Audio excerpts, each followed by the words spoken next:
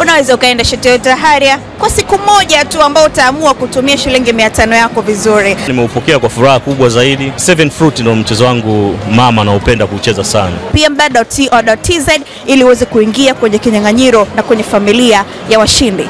PMTV unayemwona hapo ni makamu wa rais wa klabu ya Young Africans Arafat Haji, ambaye amekuja kuungana na mashabiki wa Young Africans kwa ajili ya kunywa supu ama katika zoezi la supu hapa visiwani Zanzibar, ambapo wananchi wanapata supu kuelekea katika mchezo wao dhidi ya Singida Black Star majira ya saa 2 na robo, mchezo wa finali wa kombe la CRDB Bank.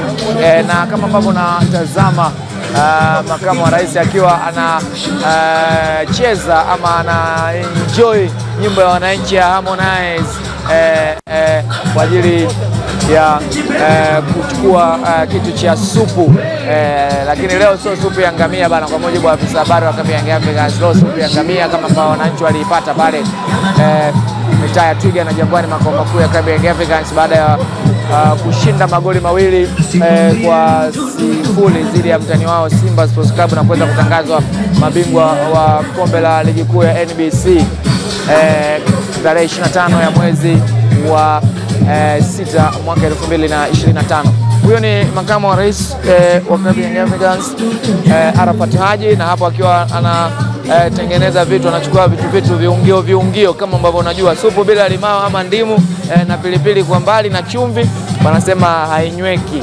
Hivyo ndivyo ambavyo unaweza kutazama hapo makamu wa rais akiweza kupata supu na akiwa anaonyesha namna ambavyo imejaa na ya moto mvuke ukiwa unaona, hakikisha kwamba anaona mvuke supu kwa boflo, mambo ya visiwani Zanzibar, supu kwa boflo.